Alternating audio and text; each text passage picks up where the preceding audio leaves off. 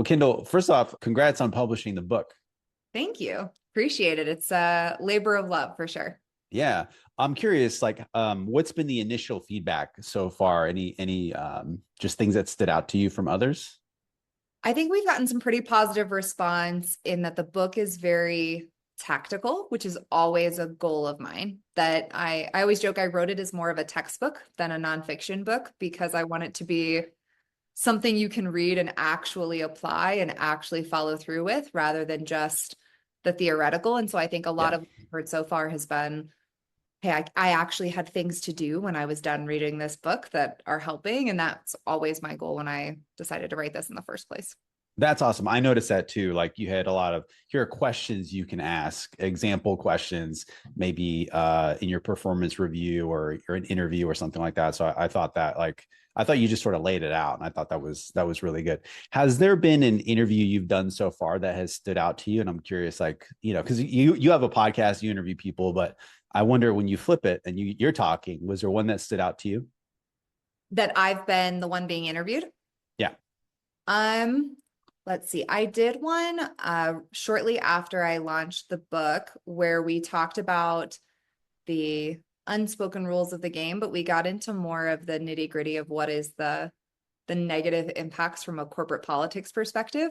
And I find that that's a space in my work that doesn't get talked about very often. It's much easier to say, oh, this is how you get a promotion, or this is how you get a better year-end review. But nobody really talks about the interpersonal conflict of, I have this one coworker who I swear if I get put on one more project with them, I'm going to lose my mind. And like, how do we navigate that? How do we navigate the toxic boss? And so I did do an interview a few weeks ago where we really talked about in depth how interpersonal conflict can ruin your work experience and what that kind of feels like from a mental load perspective. And I always find that very interesting, especially as somebody who experienced it firsthand and had to learn to navigate it myself. I'm like, yeah, there's no good outcome other than survival some of the time. Yeah. When I was reading that part, when you talk about that in your book, I just remember back where there was a situation where I had a coworker who would sort of like demean us, and he was like senior and whatnot. And I was just thinking, you know, he's like on the brink of retirement. And I was just thinking, I will just outlast this. That was like, and Survival. that's so sad. Yeah. Like thinking back, I'm like, gosh, that's a terrible, terrible way to think of it. But the problem was the clients loved him. And so I felt like I was stuck between this rock and this hard place. I actually asked the client on a scale of like 1 to 10, how would you rate his service? And he was like 10. I was like, well, I can't take that back to my boss. Yeah, absolutely. Well, and there's so many situations where the people who are bad at managing down or managing relationships side to side tend to be excellent at managing up or managing Yes. to the influencers. And so what happens is you feel almost like you're going crazy. Like, am I the only person who sees what's happening here or how this person addresses people or how this person talks to people? And so you go into survival mode. Like, I either need to outlast them or I need to survive long enough to get a new job, or I need to hope that they say the wrong thing to the right person and then we finally get some closure here. But yes, it can definitely feel like that whirlwind of like, I'm losing my mind because what you're saying you see is 10 out of 10 and what I'm seeing is 1 out of 10. Yeah. So you Internally, he's 1 out of 10. Externally, he's 10 out of 10. exactly. Something's got to give. Well, if it's okay with you, I'd love to start with your origin story. I'm curious, what did your parents do for a living? Maybe how did that impact some of your career choices? Yeah, so my dad was in technology sales. It's actually where I started my career a very long time ago, as I was in tech sales. It's how I met my husband, who is still in tech sales. So Apple tree, I suppose. But my dad used to make us do business cases to go to the movies. Like, you want to go to the movies? Great. It's going to cost me at the time $2.50, $4, whatever a movie ticket was. And he was like, what's my return on investment? Like, what is this going to get you that's worth my investment? We had to make business cases all the time. And so I grew up with a very fond love of numbers and analysis and ended up studying mathematics in school. My mom is much more of a free spirit. So she did lots of different, very creative things when I was growing up. She was an interior designer and she was a realtor and she leaned more in that creative aspect, but her background was also in science and mathematics. So very analytical. Interesting. And so I went to school, studied economics and mathematics, was very like A plus B equals C. There's a quote from Mean Girls that says, I love math because it's the same in every language. And that's how I feel is I'm like, there's one right answer, as opposed to English, where my professors would argue my answers were not correct, which is a whole separate issue. So my career started as a data scientist and an analyst. So very technical, very detail oriented, very mathematical. But the skill that I had learned from doing all these business cases with my father, from watching my mom run her own businesses, was how to communicate. And so Mhm. while I wasn't incredibly proficient at it early in my career, I learned very quickly that that was the most important piece to helping me progress, was building authentic relationships, communicating. And then that's what allowed me to get in some of the rooms that I got into early on in my career in front of executives and board members, where I kind of honed those skills pretty rapidly. That's awesome. People always ask me, like, is there something that you've learned from podcasting or writing? And I always say, I never feel like I've made it as a great listener. I mean, you can ask my wife; she will tell you I'm not yet. But like improving your listening skills and your communication, I think, are like two cornerstones. So that's great. What would you say lessons from your parents that stood out? Is there one that comes to mind, maybe that you hope to instill in the kids? So I think my mom was always very big on you might as well try it. And I think something that I learned from her that has helped me immensely was to kind of get out of my own way. Um, I feel that so many people are capable of great things. I was talking to another author this morning, actually, and I was like, I don't feel like your success means that there's any less success for me to get. We can both be successful and do this together. And I think that mindset really came from her, which was like, you might as well try the thing. Worst case, it's not successful, and then you just move on and you do something else. Or best case, it is successful, and then you can lean in and you can do something great and powerful. And I think part of the reason I wrote a book in the first place and was able to build the business that I have is because of that mindset of worst case, it doesn't work out. And then you do what everybody else does and you get a 9 to 5 and that works out fine. And you retire at 65 and you call it a day. Right. So I think from her, we learned a lot about trying new things, putting yourself out there, and that failure didn't mean the end of something, but more it was Mm. the start of something new. And that's something that I hope my kids get from us as well.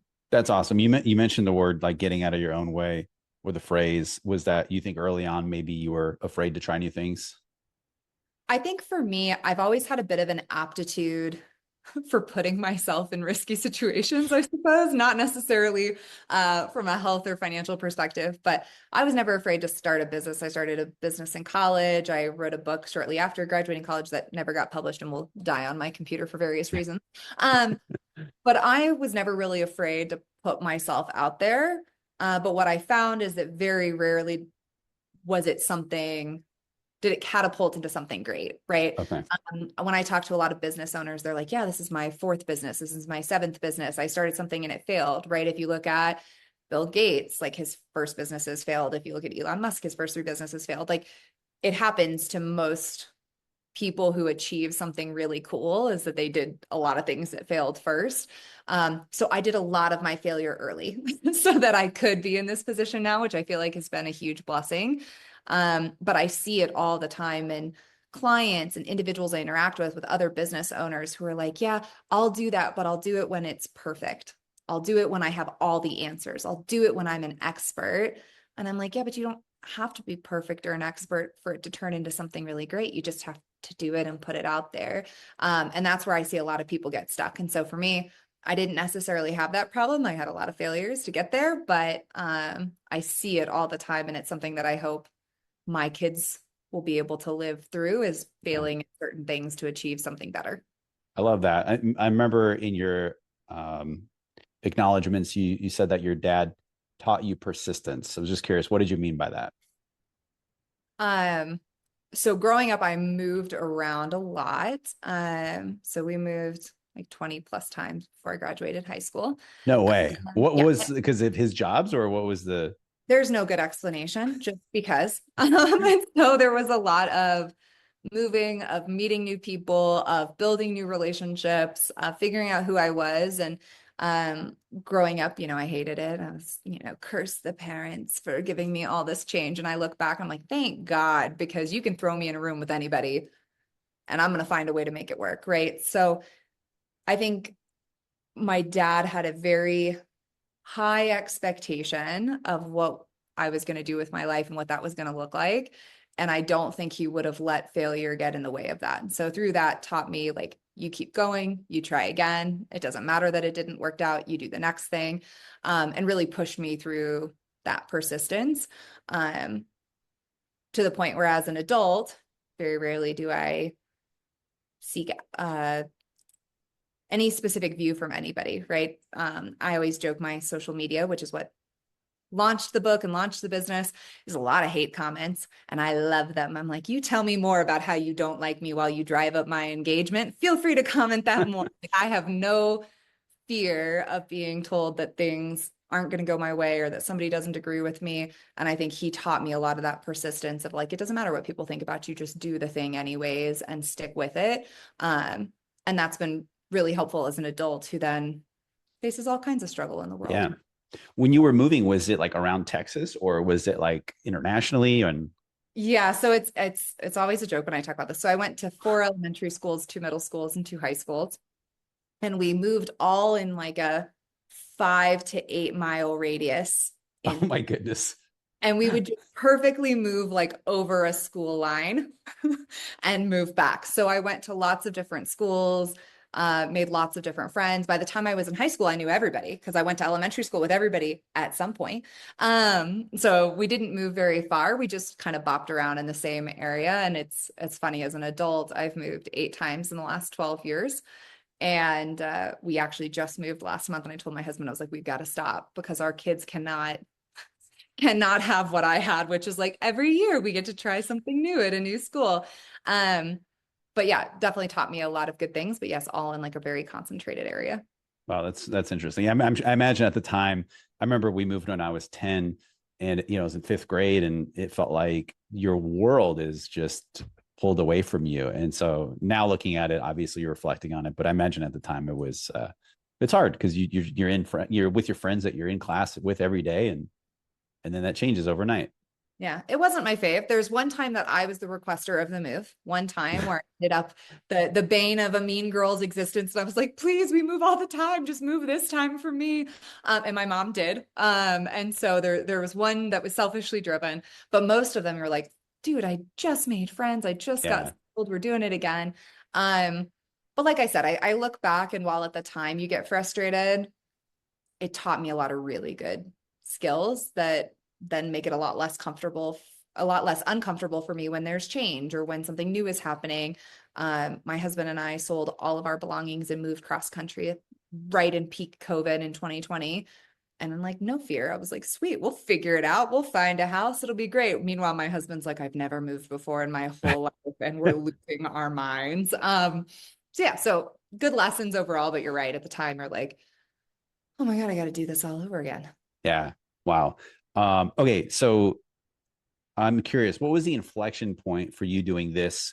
You call it career coaching, like full time. Tell me about that.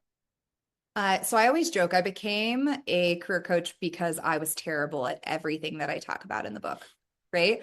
And it's been 12-ish years now. I had a VP who I really respected. I was in kind of middle management of my career. And I was asking him, I was like, I feel so stuck. I'm not getting the opportunities I want. I'm like a great employee. And he told me, Kendall, everybody loves having you on their team because you get so much done, but nobody likes working with you. And until you fix that, you will be stuck.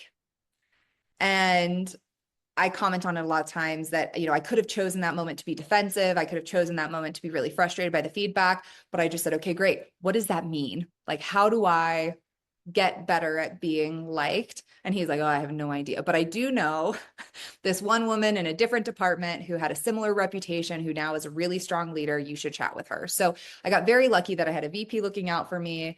I had a female mentor VP in another area of the business. And I just really dedicated myself to like, okay, how do you do this thing? How do you become likable, for lack of a better term? And as a tactical person, like, smile more was not sufficient feedback for me, right? I needed something that I could follow. So I wrote email templates and I wrote meeting templates of like, this is how long you make small talk for. And these are the kinds of things that you talk about. And here's how you network. And I built all of this documentation for myself. And then I got promoted 5 times in 6 years. And I was like, oh, well, that worked. Wow. surprisingly. Was there something that your female mentor that you met said to you? Um, her name is Allison. If she ever listens to any of this, I think she's also mentioned in my book a couple times. She told me, she said, let me guess, you only care about getting the work done as efficiently as possible. And I go, yeah. And she goes, stop doing that. She goes, everybody just wants to chat with you. And I was like, that's such a waste of time. And she goes, yep. And you're going to waste that time so that you don't waste even more time in your current role. And I remember having lunch with her, and I was trying to navigate like getting this reputation, trying to build better relationships. And she's like, just stop starting meetings, spend 2 to 3 minutes asking them about their lives, and then jump to your agenda. She's like, just do that if you do nothing else. And I did that, and it worked. And I came back and was like, why did that work? Okay, teach me more, Yoda. Like, how do I do these things? And so what she really helped me do was see the forest for the trees. I was so focused on delivering the next thing that I couldn't see the importance of interpersonal relationships. And she really helped me get out of my own way, which then kind of catapulted the rest of it. And so what did you do? I mean, you had like a pretty good career, it seems like you could have just sort of kept going. Did you get to a point where you said, or you're doing both maybe simultaneously, and you're like, hey, it's time to do this full time? So I was offered a CFO-ship right before I turned 30, and it sounded awful, but it had been my career goal. Like, I was going to be a CFO. I was going to lead this company. They were on the verge of going public. They needed a CFO to take them through that last transition. It was going to be a ton of board meetings and VC meetings, and it was all the things I was super jazzed about. And I had just had my daughter 6 weeks earlier when the job offer came through, and I was like, no, thank you. I would not take that.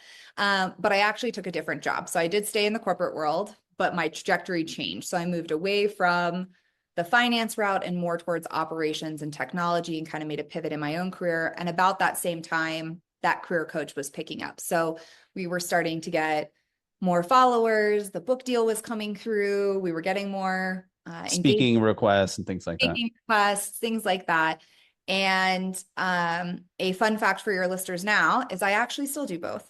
So my boss that hired me at that time is great and super supportive. And about 3 years ago, I went to him and I was like, this is my notice. My business is killing it. I need to be focused on that. I quit. And he walked out of the room and didn't say anything. And I was like, I don't know what that means. And 2 weeks later, I brought it up in a one-on-one, like, hey, so remember that time that I told you I wasn't going to work anymore? And he was like, yeah, we're not talking about that. And I was like, so Oh, like he didn't accept your notice. no, I was like, we kind Yeah. of have to, I'm not going to be here. And he was like, no. And I was like, oh, so I could just stop showing up. And he was like, yeah, but you won't. Your personality type would never allow for that. And 2 weeks later, I get an email from my CHRO that says, Kendall is approved to run her business during work hours, to publish her content, to work parallel path on both, as long as she doesn't leave the company. And with that Wow. came some company benefits. They allowed me to add more members to my team, a little bit of growth. And so I actually still do both. So yes, there was an inflection point where I was like, the business is healthy enough, successful enough, I need to double down. But my company very politely said, no, thank you. And so because they have been so supportive of my journey, I've been able to do both, which has really been great to step into a thought leadership role within my company, but also be able to drive my business simultaneously. So what I would say to anybody who listens is there was that moment of like, this is the path I meant to go on. I fully believe that that career coach is my future and that's where I'm going to be. But if I have the blessing and the support of this other business and they're allowing me to operate both for now, that's still Yeah. for me. That to me, that's the ultimate compliment is Yep. that like what you're doing. We talked about this earlier, like what you're doing with this actually makes you better at that. Right. Like it doesn't mean they're sort of like completely separate things. And so that's awesome. So congrats on that. Yeah. I mean, so I was going to ask you about that inflection point because I think this is important to talk about. You wanted to be like the CFO thing was your dream job, Mhm. and you turned it down. And I had on paper that it was the best move you never made. Tell me a little bit more about why, because I think that's the important part is the misalignment there. Yeah. So what I have found over the course of my own career, and something that I talk about in the book and I coach clients on, is that there is an alignment, ideally, between the things you are good at and that you enjoy and the work that you do. And that alignment is not a title. And so when I was coming up in my career, to me, that alignment was a title. I was going to be a CFO. I was going to take that job. Every job I took leading up to that point was to get the perfect experience, to be a candidate. And what I found when I got to that point was the things I loved doing in my job was creatively solving problems, creating organization, and really being able to like build up leaders. And this CFO role, because of the phase that they were at, because of where that business was at, it was not going to give me those opportunities to do those things. It was going to be a lot of selling. It was going to be a lot of creating opportunities for the company versus solving problems like I enjoyed and building these processes and building these great teams. And that combined with the stage of life I was in where I didn't want to be taking board calls at 2 a.m. because I had a baby, it just wasn't the right fit for me. But I think it takes a lot of self-assessment to know when something is actually not the right fit.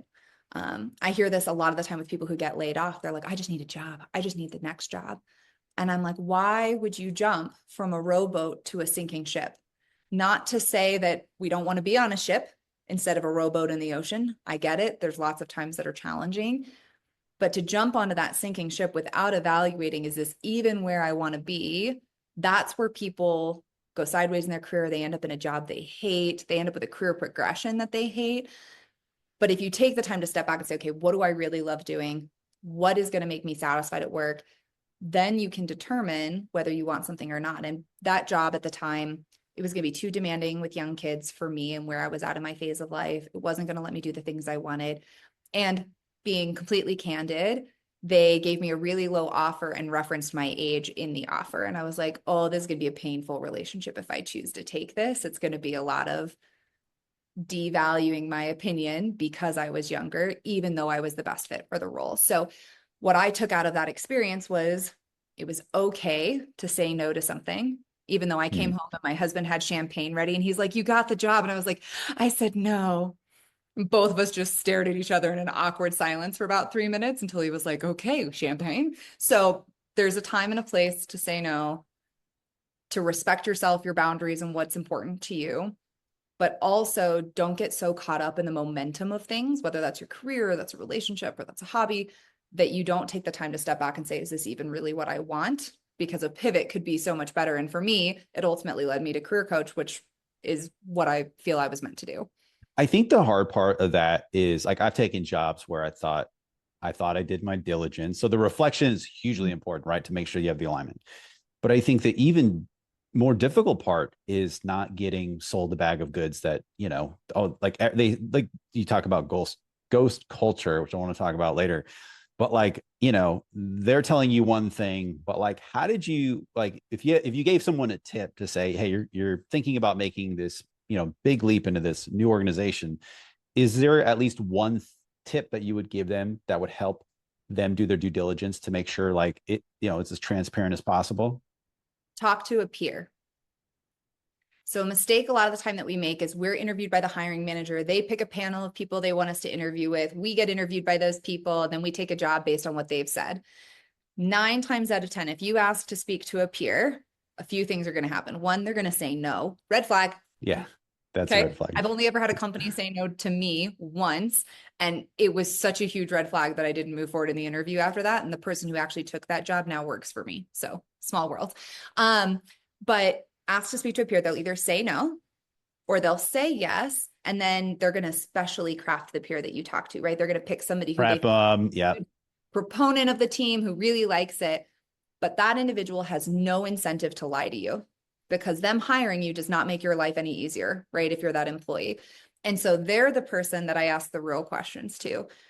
Say data integrity is a big issue for you and you're like, hey, what does the data source look like here? Or, hey, how long did it take you to get promoted? And if they're like, oh, well, I've only been on the team 5 years. I haven't been promoted yet. And like, they're not going to lie, but ask them tough things.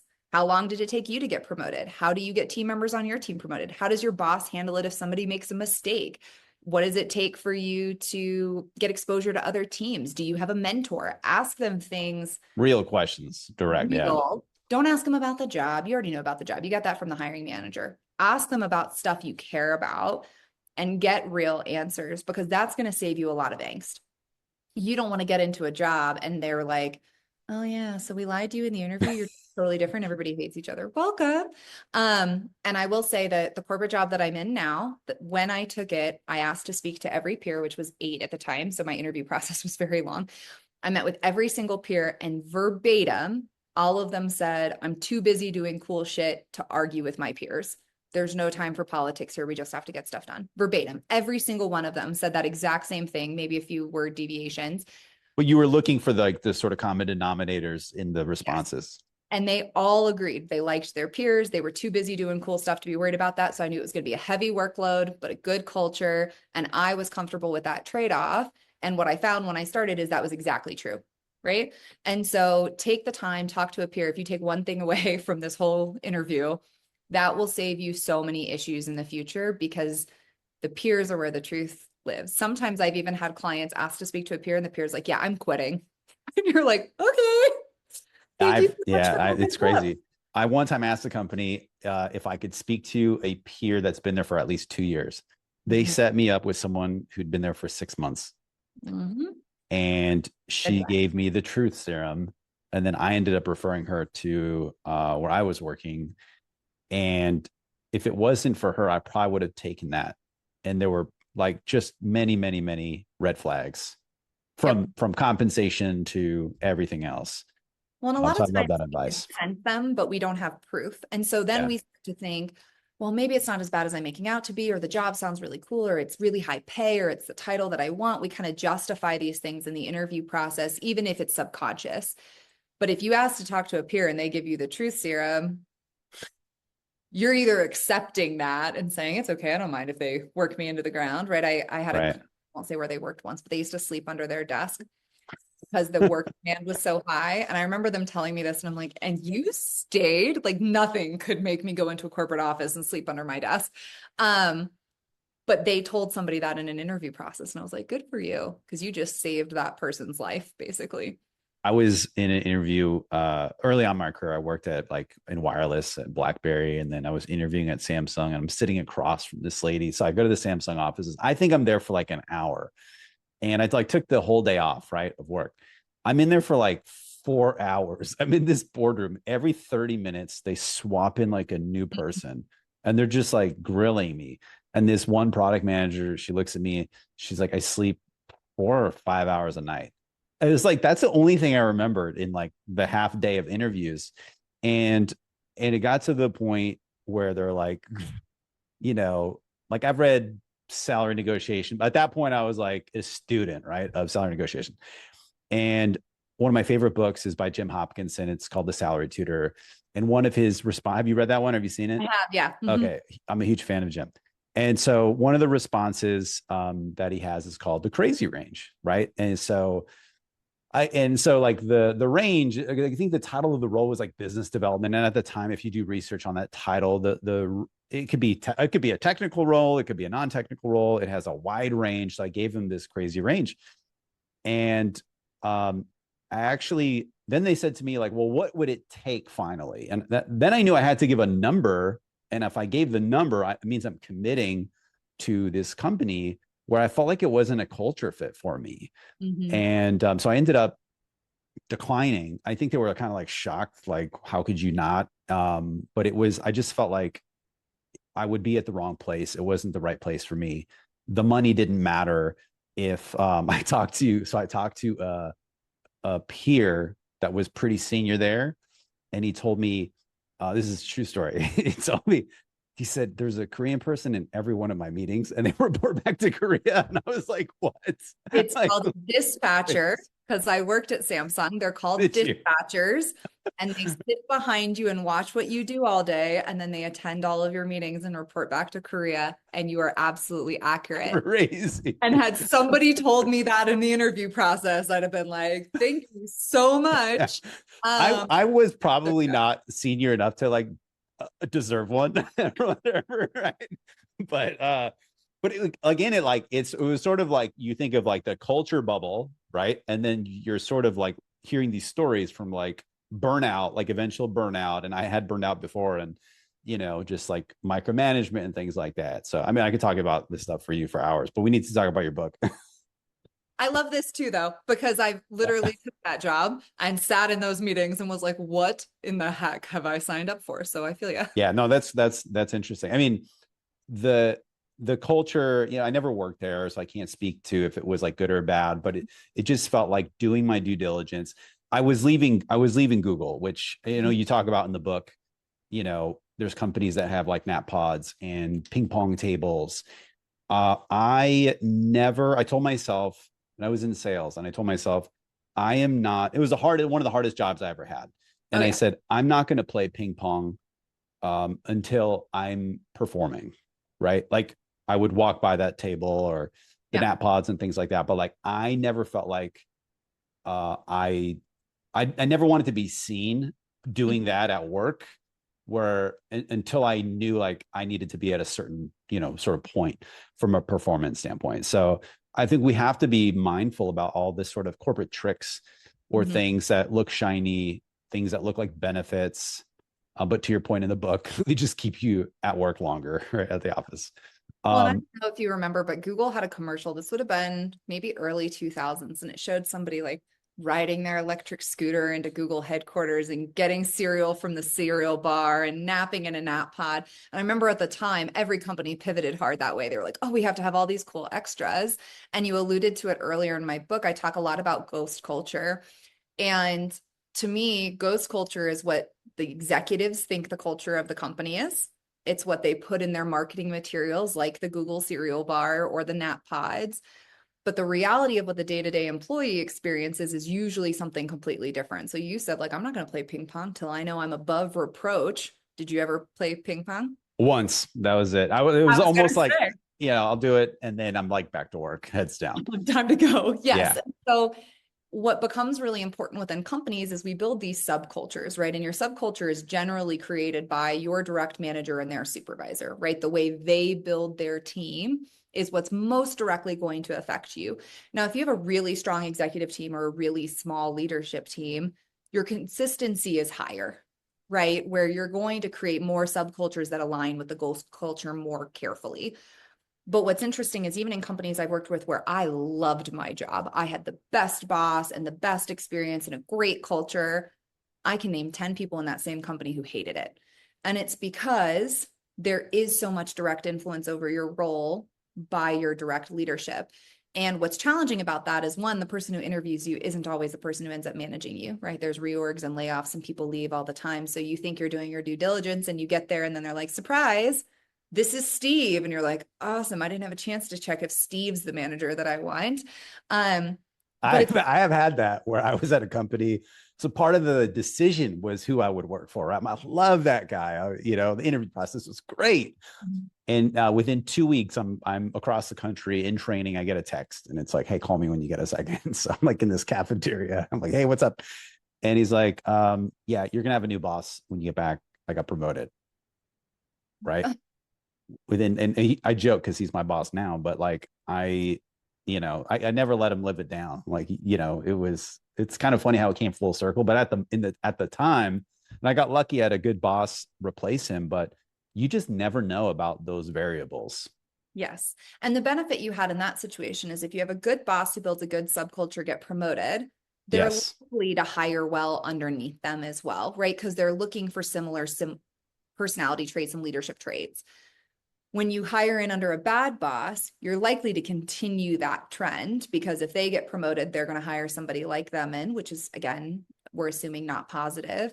Or even if they leave, their leadership hired them. So whoever they hire to replace them is likely to be not good. And this is where subculture becomes so important. And I think corporations don't do enough to evaluate this, in my opinion. Like we do employee surveys and like maybe some people are honest, but then how often do we actually take action based on that employee survey? Like we know Kendall's a terrible boss, all of her employees hate her.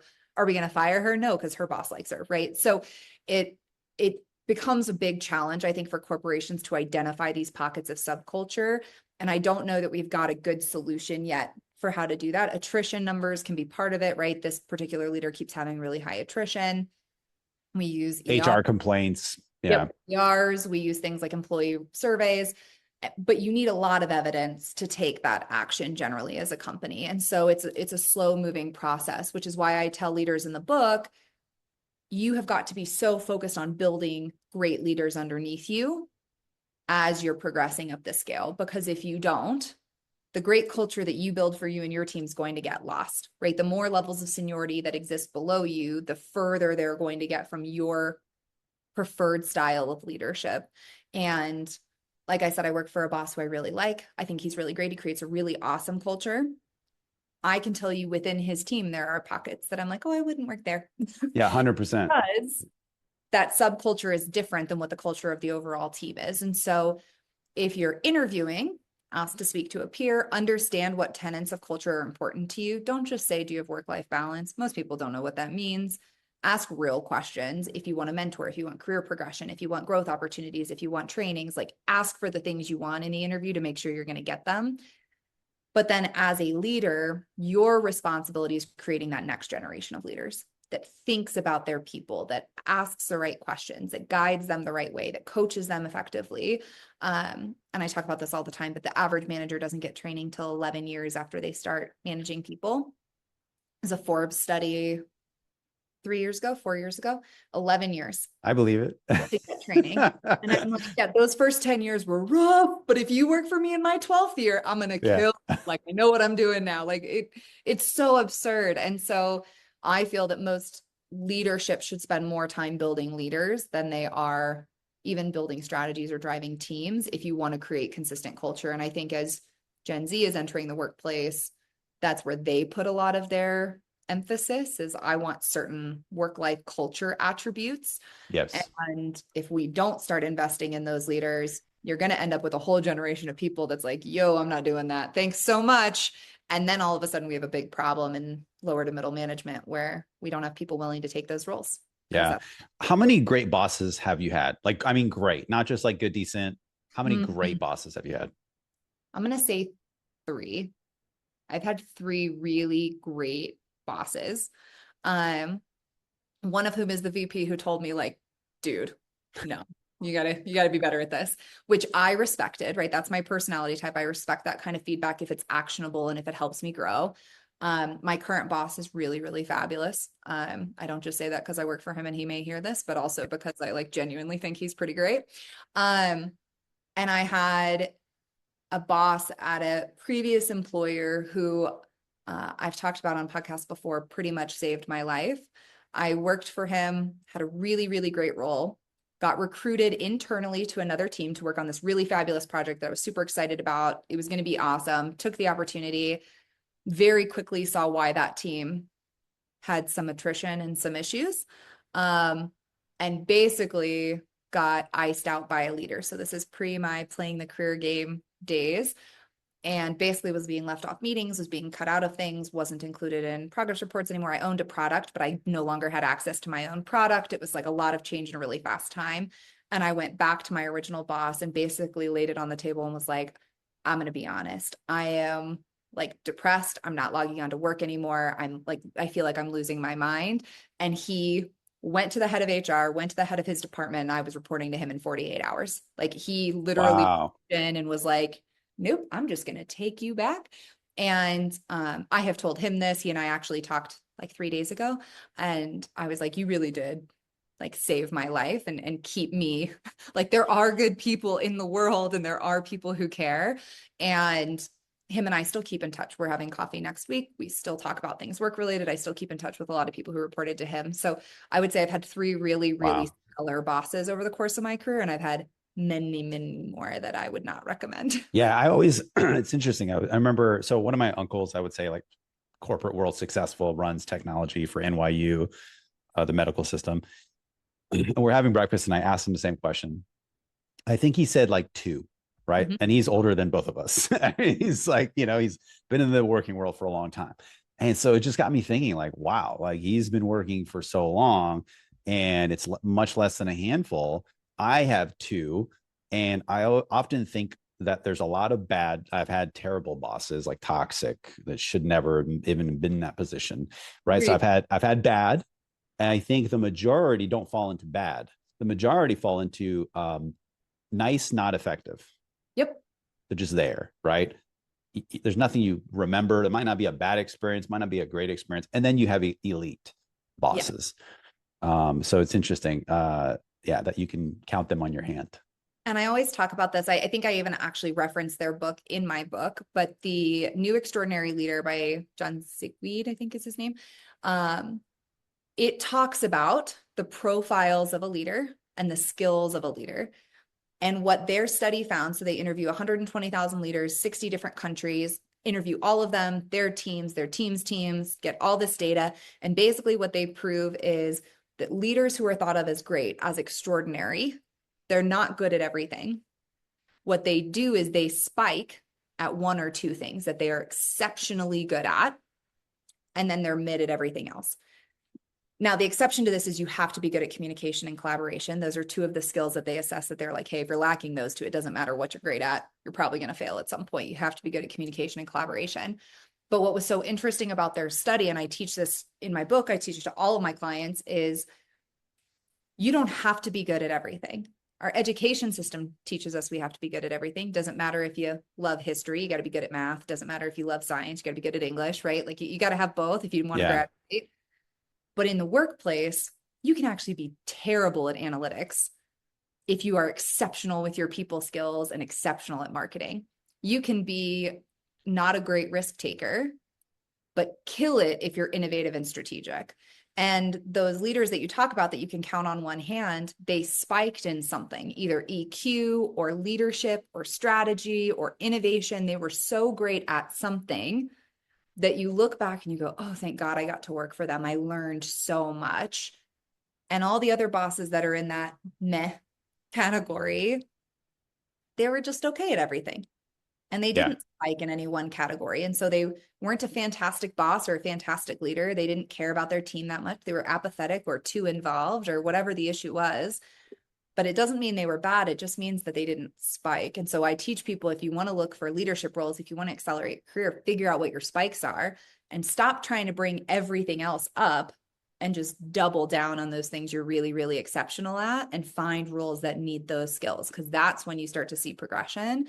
And as a leader, that's when you build the right teams. That's when you are able to coach the right people. That's where things start to kind of come together and coalesce, is leaning into those spikes that you already have versus I'm not very risky. I talked about at the beginning of the episode, I'm not afraid to take a risk, but when it comes to like finances, not risky at all. I like a very solid bank account, some savings in there.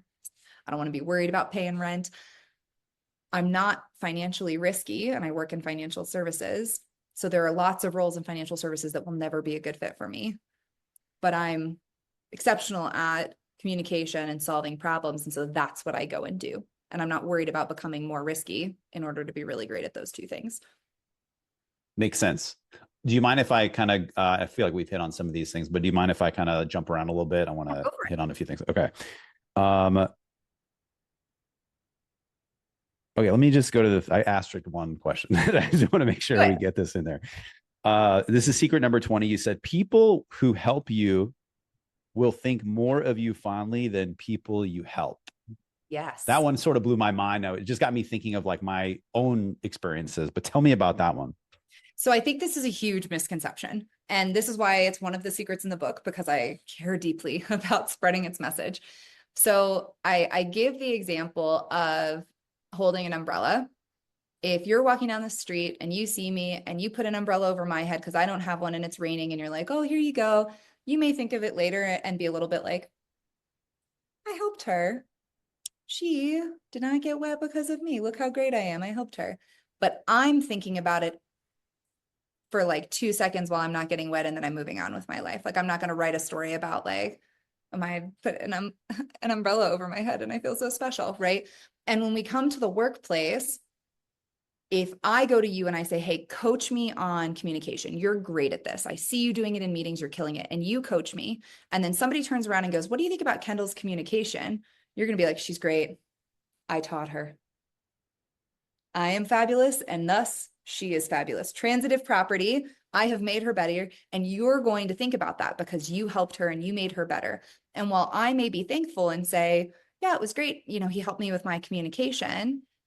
I'm not going to go into a performance review and go, oh, he deserves a raise. He helped me with my communication. He's fabulous. Right. You may go into a performance review and say, Kendall deserves a raise. Her communication has gotten so much better. And here's some examples of that. Because now you're looking for it. You feel invested in me. You feel like you have coached me. And so when it comes to mentorship or coaching or management, even, we have this misconception that like, if I go to an executive, I need to be able to bring them something. I need to do something that adds value for them. But the best thing you can do that's going to add the most value is go to them and say, hey, can you teach me to do this thing you're really good at? They're going to feel great. They're going to feel a little bit flattered. They're going to get to coach you, and they're likely to remember you and speak of you in a positive light because you're now a reflection of them. And so one of the things I talk about in the book is like, if you are afraid to reach out to a mentor, you're afraid to reach out to a coach, you're afraid to get help, don't be. They're going to think it's awesome. Like there are 0 times where my clients have been like, hey, you're really great at this. And the person goes, no, I won't help you. No, that Yeah. person's like, I think it's like a life hack. Like to me, that's like a secret weapon. Like I think people, you do a way better job of articulating it than I do. I just remember I had a friend who even wanted to interview somebody, this historian. I don't know. He like loves her books and stuff like that. And so they had like a mutual connection. And I was like, this is like an acclaimed author, like business author, right? And I'm like, why don't you just ask him? You're not maybe not asking for a direct introduction, but see if he has any advice. And he said, I don't want to bother him. And I just kept thinking to myself, like, dude, people want to help people. Like they love helping other people. I know if I ask you for a favor, you would probably do it if it's within your power. absolutely. And most people feel flattered. And I think, playing the career game is my niche. It's what my book's about. I think it gets a bad rep because people think it means manipulative. It means inauthentic. It means brown nosing. Are And you I getting that? Like, are I people hear that all the initially? time. Yeah. People are like, I don't want to play the game. I have ethics. I hear that a lot. I have ethics. I'm like, that's great. But if you don't learn how the game is played, you're setting yourself up for failure, right? It's okay to choose not to play the game intentionally. I had a leader once tell me to falsify financial reports. I chose not to play that game. Now, for my career, would it have been more beneficial if I just falsified the report? Sure, they'd have loved me and I probably would have gotten promoted. But for me, that's a boundary. But doing it because I was ignorant that that's what was going to happen is not wise. Doing it intentionally because I understand the rules of the game is okay. And so what I tell clients is you have to learn the rules. You don't have to play by them, but you have to learn them. And I think it gets a bad rep because it feels inauthentic, it's manipulative. Oh, I'm reaching out to this person because they're going to have control over my career. But I think you hit the nail on the head, which is if you reach out to them, yes, you're doing it because you want a successful career, but you're also going to learn stuff. You're going to make them feel a little bit flattered because they're like, you're right. I am so great at that. Thank you for asking for my advice of all the people, right?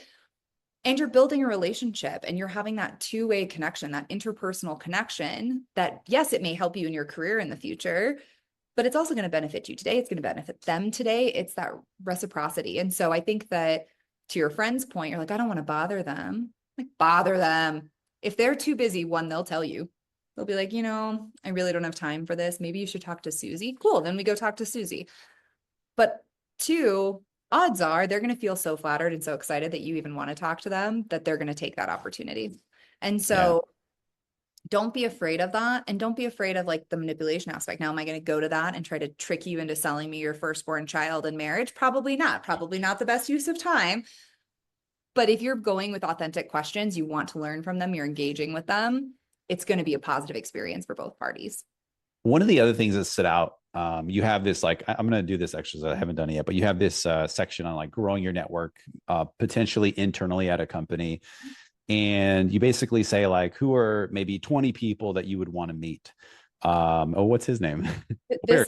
This is Noelle. She sometimes is Oh, my special guest on podcast. Santa brought her for my children, and she is like oh, a awesome. dog. So yes, That's sorry. amazing. Continue. Dalmatian, right? Yes. Okay, that's awesome. And so like so you have this chart. You call it the influencer list. Um, I know we're not like looking at a chart, you're Yeah. speaking to it, but give someone the gist of like what this chart looks like. What's the significance of it? Like, how can it help someone? Yeah. So one of the things I talk about is you have a responsibility to your career, but you don't have control alone, right? Other people are going to have influence over your trajectory. Now, you have a responsibility. If you're in a toxic workplace, if you are doing a role that you hate, if you are working for a bad boss, you have a responsibility to change your circumstances because nobody else is going to change it for you. But when it comes to promotion, progression, opportunity, there are always going to be other people who weigh in on those decisions, right? Most career conversations happen without you, right? Your boss is talking to their boss, talking to their boss. They're deliberating people and your name comes up. Very rarely do they go, Kendall, what do you think about your promotion? Because the answer is obvious. So the influencer list is a way of ascertaining who has the most influence over your career. All right. Now, this is where people say, oh, but this is inauthentic. It's not. It's learning the rules of the game. So you're going to start with 20 people who you think may have some amount of control over your career. Maybe they're interesting. Maybe they're people you'd want to work for in the future. Maybe they work on a cool product. I don't particularly care. Your boss and your boss's boss should be on your list. Beyond that, think peers, think your boss's peers, think cool people in the company.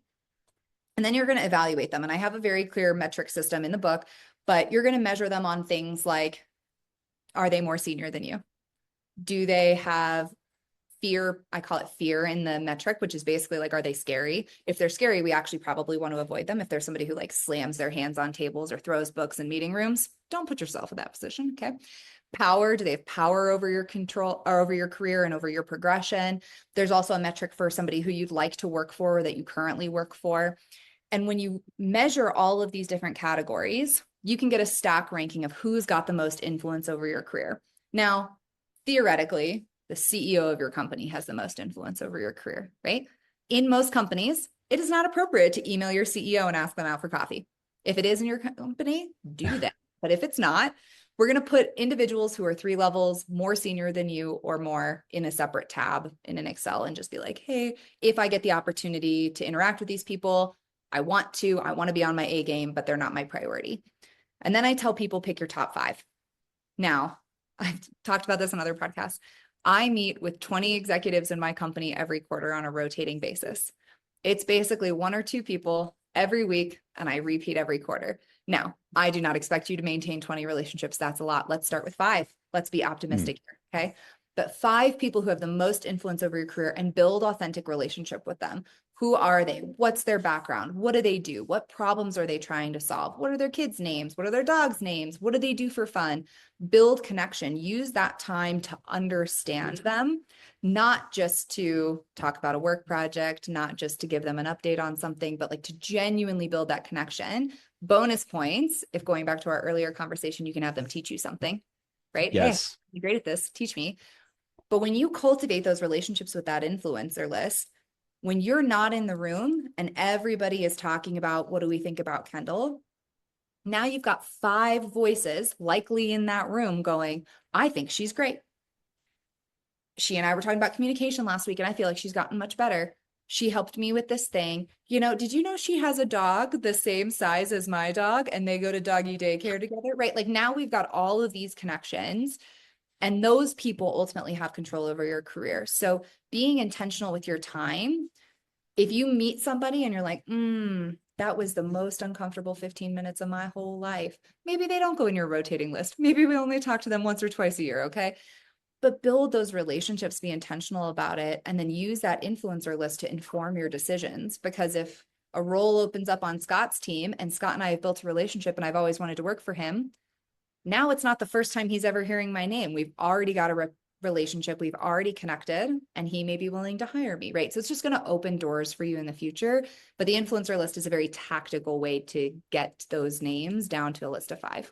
I think also what you're sort of alluding to is most of these jobs are open before the rec is posted. And I can't tell you how many people like go to job boards, right?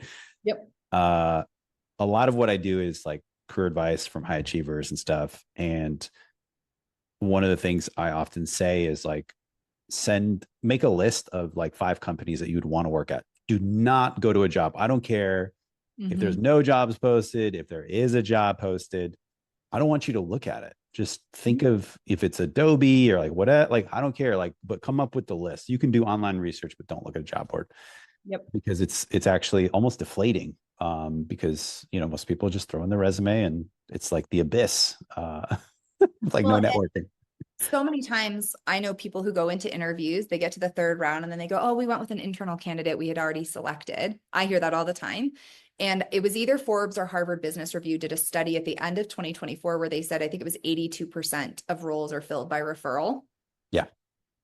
It's a lot. That's It's a 70 to 80 is the yeah. common. Yeah, for It's a sure. lot of, and so relationship first, job application second is the right approach because we want that referral. We want somebody to say it. If you trust me and I say, hey, hire Stacy, you're more likely to hire Stacy because you trust me and I've now given my trust to her, right? So I 1000% agree with you. Build the relationship and just, I know we're coming up on time, but real Yeah. quick, Maria, I had a Are client. you up? Do you have a hard stop or do you have a few more I don't minutes? have a few minutes. Okay, cool. So I had a client once. I reference him in the book because he was so impressive to me. He was making a big career switch. He had 5 target companies. He spent 3 months. He had 60 coffee chats in 3 months. He met everybody from the janitor in the building he wanted to work for to the CEO to the individual heading up this new business unit. He met with everyone. And this is September, October, November timeframe. He meets with everybody, gets to know them, pitches himself. We worked really hard on like what a concise pitch was for him. It makes all these relationships and nothing happens. And he and I are talking about it. And I'm like, hey, it's the holidays. People go on vacation. You're going to have budgets approved in January. Just like sit tight. We'll see the fruits of our labor soon. So February 7th, 8th, he calls me. He's like, so I have 6 job offers. He's like, how do I decide what I want to take? He goes, everybody I talked to and an extra that got a referral from one of the companies I talked to all just offered me jobs. And I was like, let's do this. This is, Wow. and so we did a lot of negotiating. Which company did we think was the best fit? Retrospective. What am I going to enjoy doing the most? We did all that analysis and picked a job. And he's been there last, I guess, 2.5, 3 years now. And it is the fruits of your labor. He put in all that time. No, somebody didn't call him 3 days later and offer him a job. It took time to come to fruition, but then everybody wanted him. And that's that power of building relationships is if you're intentional with it, if you're authentic with it, if you have a goal and you're clear about what that goal is, it's gonna pan out eventually, even if it takes some time. So I 1000% agree with you, but I love sharing that story because Yeah. now years later, I'm like, man, he killed it. Like he just was so focused on what he wanted to do. And it was a big career pivot for him. And to get 5, 6 offers all at the same time was wild. The ROI on that is crazy. You know, you Yeah. have $5, $10 coffees, like that's, and to get to that point. I always tell people also, don't just depend on one company. It's when you have multiple irons in the fire, when sort of serendipity, materializes. I had a buddy who called me one day and he got a couple, he got laid off a couple times. He's somebody I worked with at Google, I think in high regard. I would hire him in a heartbeat. And these, for whatever reason, he was like new and, sort of like the new manager getting laid off and whatnot, but a couple times in a row. And so you really want to avoid the hat trick of getting laid off 3 times, right? And so he calls me one day and he's having a hard time and he's like, hey, I got this job offer. It's like ADP. And I said, hold on 1 second. I would I would rather have you drive Uber for 2 months if you have to. I don't think he had to, but I said I would rather have you do that than me see ADP on your nothing against ADP, but like that job is always going to be open. Yeah. All year round on LinkedIn. About a month later, I get a call and he's like, hey, he's like, I got a job at ServiceNow in a role that he was excited about. And I said, like, that's more like it. Like Yes. that's where I would want you to be. And so I do think you have to be patient. And then when you're impatient, usually I know you talk about like imposter syndrome and like the one thing that you said that stood out was like not having confidence is usually not having confidence that you can learn new things. Mm-hmm. I know he's learning a ton with a technical product that he's got to learn to an extent. And so I thought that was just, meaningful in that sense. I always joke if I was going to make like a clothing line, it's just going to be that like hats, t-shirts, a mug that just says like, you have confidence in your ability to learn new things. Because Yes. I do think, we all face imposter syndrome. If you listen to any CEO talk, they're like, dude, I have no idea what I'm doing. I always joke, if you want to feel a confidence boost, talk to a founder of a startup for like 20 minutes and you're like, see, I could be a founder. Like and not to say there aren't really exceptional founders out there, but I just find that like we're all learning on the job, right? There's nothing that you learn that's going to fully prepare you for the next thing or the next level or the next role. But where people get imposter syndrome is we start to get worried that we can't learn the thing. Yes. Nervous about being in this position because now I'm executive facing and I'm worried I can't communicate the way that they want. I'm learning a new technical product. I have imposter syndrome because I'm worried I can't learn the technical aspects of my job. That's really where imposter syndrome hits us hard, is when we lose faith that we can learn new things. But if you look back on your career 15, 20 years ago, there's so much I didn't know then that I have learned and become capable in and been able to apply, that I could do that again for the next 15, 20 years, right? Yeah. And still learn it. But you have to put things in that mindset of, rather than getting discouraged or getting insecure or letting yourself fall into imposter syndrome, write out the 10 things you feel like you don't know how to do that you need to learn. And then come up with a plan for how you're going to learn every single one of them and then do it. That's what's going to help you overcome the imposter syndrome. It's not about being too young or being the wrong gender or being too old or being whatever. It's about having a plan to learn the things you need to close the gap to the person you want to be in that role. And if you can do that, that's when you continue to grow. That's when you continue to evolve.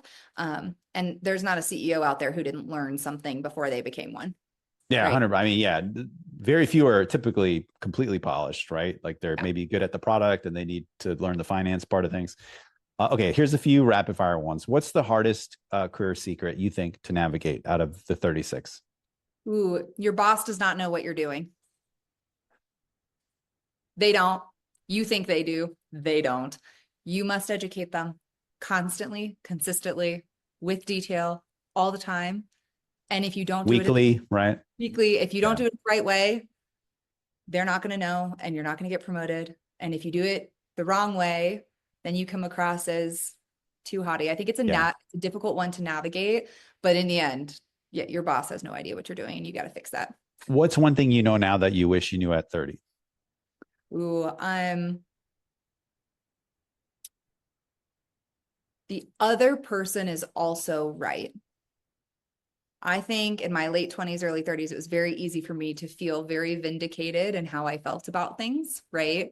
It's not my fault, it's their fault.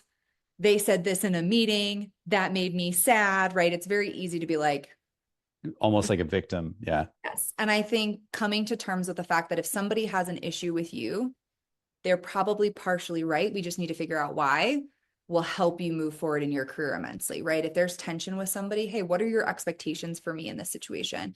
What do you need from me in order to feel like you're getting what you need? Getting out of your own way to take some accountability for things other people need, I think is really what helps you grow. And it helps you create some emotional distance, because in the workplace, like we're all feel like this is our whole identity. It's easy to get sucked into that. But if you can take a step back and be like, okay, let's assume they're right and I'm terrible. What did I do and how do I fix it? And if we take that little step back, I find that it solves a world of problems. I love that. Um, is there a setback or failure where you feel like you learned a valuable lesson previously in your career? Oh, where to begin? Just pick one. I know. Pick one. Just pick one. Yeah, just pick Um, one. uh, I mentioned it earlier in the episode. I had a boss who used to falsify reports. I've worked in finance for a very long time, and I found that really, really challenging from an ethical perspective.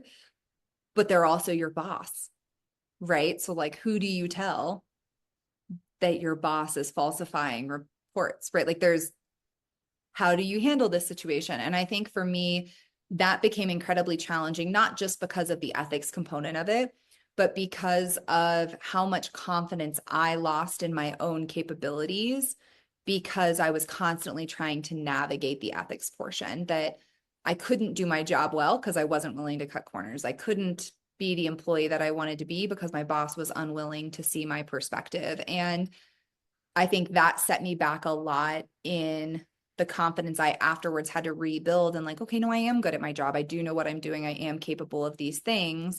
And I think that's what happens when people get laid off. That's what happens when people get fired. That's what happens when you work for a toxic boss, is you lose confidence in yourself and your own capabilities. And so for me, I would say that was a setback, that I thought about becoming a teacher. I actually filled out an application to go back to become a math teacher in school. I talked to my professor in high school and was like, please hire me. And he's like, Kendall, no, like, you're going to do more than this. I refuse. And he was Could great. you have done anything in hindsight though?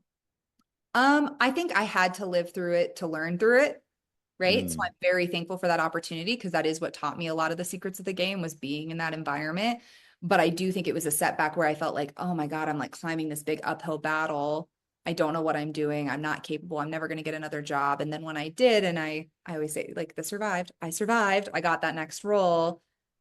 It allowed me to be much stronger in that position because I didn't need a boss to tell me what to do. I didn't need a boss to give me direction because I had been operating on my own for so long that I had these new skills to apply. So it was a setback. It definitely made me rethink my career choices. yeah. But ultimately, to your point, very conducive for the growth I later got. And you coach a lot of people one-on-one, right? Yes. Mm-hmm. How do you coach them around this, like when you think about like the sacrifice of career success or advancement or whatever you want to call it? How do you talk to people about that? What do you mean? The sacrifice in what terms? Like they want to be a CFO Mm-hmm. and they're missing their kids' soccer games. Yeah. Like when you think about, trading something like that for your personal life, how do you help them navigate that? Yeah. So the reality is you can have everything in doses. So what I tell people is there's no such thing as work-life balance. There is just work and life. And sometimes work will be more, and sometimes life will be more, and sometimes both will be less, and sometimes both will be more. And we navigate those seasons as we can. But I went to a women's leadership conference. God, this was probably 12, 13 years ago. This was a long time ago. And the woman who spoke talked about how you can't have everything as a mother and you might as well give up because you're either going to be a mom or be successful in your career. And I remember listening to that and being like, that is terrible advice for any working mom who has ever lived. And I had just had this is before I had my daughter. So, but I was like, this is horrible. And you cannot be telling people this on stage. And I need you to sit down. I think the reality is you can, but you will make trade-offs, right? There are times that I miss my son's baseball games because I have a speaking engagement in Connecticut, or there are times where I'm not there for my daughter's play because I have to be on a call with a CEO. It happens, but it can only happen as much as you allow your boundaries. And so I always tell people establishing boundaries is really easy, maintaining them is really hard, right? Super easy for me to I say I like that. nights and weekends. It's really hard for me to not work nights and weekends, right? Maintenance is where the challenge comes in. And while we may always be willing to give a little on our boundaries in extreme situations, they must be extreme and they must be time bound. And I talk about this in the book as well. I'm not going to say I've never worked late or gone in early. I absolutely have, but they are very rare that I am doing that. And it's very rare that I'm missing a son's baseball game unless it's a really big opportunity for me. And when you make those trade-offs, what you have to assess is, are you creating a boundary that is consistently negative to your boundaries? Hold on one second. Yeah. My kids are home from camp as they scream and run around in my kitchen. All good. But I think when we create a boundary and we constantly overstep it for exceptions, your boundary has now moved to accommodate those exceptions. And that's when I'm going to use CFO as an example. That's when a CFO gets in trouble, is when they're always missing the soccer game. They're always Yeah. missing the event. And so when I coach clients, we coach through the mindset of it, of like, what really is your boundary and what really qualifies as an exception. And then we coach through how to maintain that in a constructive way, right? Saying no is almost never the answer. Very rarely in your career should your boss ask you to do something and you go, no, and move on with your life, right? Yeah. Well, it goes back to like who you work for has such a big impact on your career. And typically, most seasoned leaders will say, no, dude, you need to go to that baseball game. Like, you don't need to ask, or like, just let me know in advance, but you have to, like, they're usually supportive typically. A lot of the time there's Could a be trade-off helpful. you can make. Yeah. Hey, fortunately, I can't stay on late today. I've got my son's baseball game, but tomorrow morning I could be on early and still get it out to you before the 9 a.m. Pacific call. Does that still work?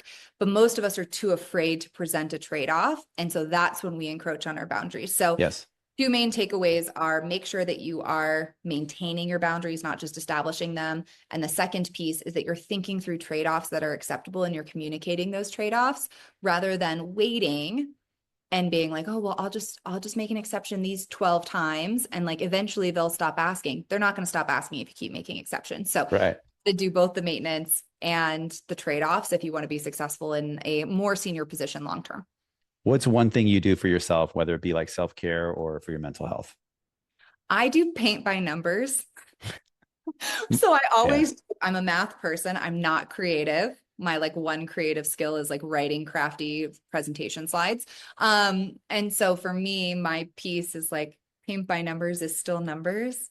But then at the end, I get to be like, look at this creative thing that I made. And it's a zone out and it's a focus. My daughter is incredibly creative. Like she built an entire dog washing station out of cardboard boxes this weekend, like very, very creative.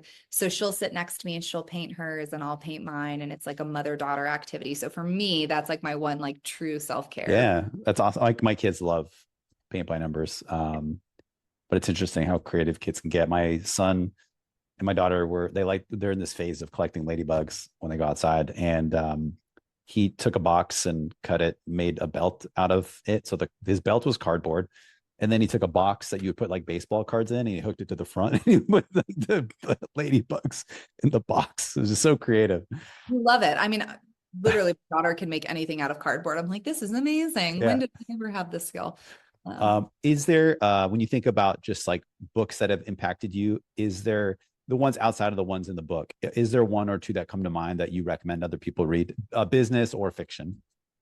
um, I think I talk about it in the book, but Seven Habits for Highly Effective People, like created my life. So I highly recommend it.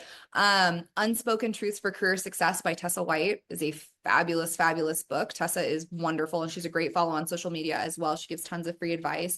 But her book is written from the HR's perspective of like why you're not moving up in your career. And it's truly, I think, very well done and very tactical. Um, I would also say that one of the books that I really like from like a more of a fiction standpoint is I read the book series The Sword of Truth, and it's by Terry Goodkind. It's a fiction book. It's magic, okay, but it's before like magic and fantasy was cool, so it's old school. Oh, But I bring it up because it is the whole reason my husband and I got married is that book, and so highly recommend. Maybe you'll yeah. get married if you read it. The It's Sword of Truth, like a sword. yes, like a sword, Okay. sword. And my husband and I, when we met, did not get along very well. And then it turned out we were both reading this very obscure book series. And then fast forward, we got married. So, That's funny.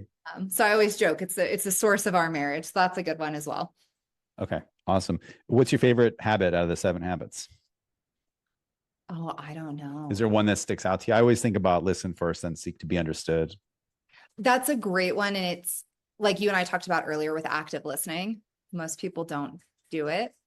Right. And so I like, I don't know. I haven't done my annual rereading yet this year. So now I'm like, Yeah, that's cool. I go back in my cobwebs. People say it's not about have you read that book, it's how many times have you read it. So So I read it literally like once a year. My husband, like it'll come out and he's like, oh, are we stressed at work this week? I'm like, I don't want to talk about it, but I need to be highly effective. So I that's need funny. time to reread. But that one is great. And then there's oh my gosh, now I'm spacing on the title. Oh You know my what my gosh. kids got me for Father's Day? Huh. You're gonna laugh. So that I, my son's 8, my daughter's 10. And they got me this book. I don't know if you could see it. I Um read it. How to Break Up with Your Phone. yeah. Awesome. Yeah, like Dad, have you started that book yet? I'm like, not yet. Because your book was on my desk. And I was like, I gotta finish this first. That's too funny. I'll have to send it to you. I'll find it. It's in Yeah, my place somewhere, but I read a book earlier this year. Oh, duh, How to Win Friends and Influence People. I reread at the start of this year. And I also think good it's one. one that's people don't think about what other people need enough. We get kind of tunnel vision. And I think that book is great at breaking down like, if you just think about what the other person wants before you start talking about what you want, you're going to be more successful. And I reread that at the start of the year with my book club, and I do really enjoy that one as well. Oh, that's cool. Okay, last question. Let's say you're talking to somebody early on in their career, maybe 5 years in, they want to make a big impact in this world. What are 2 or 3 general pieces of life/career advice that you would impart on them? Relationships first, right? Build relationships, get to know people, be authentic with it, keep in touch.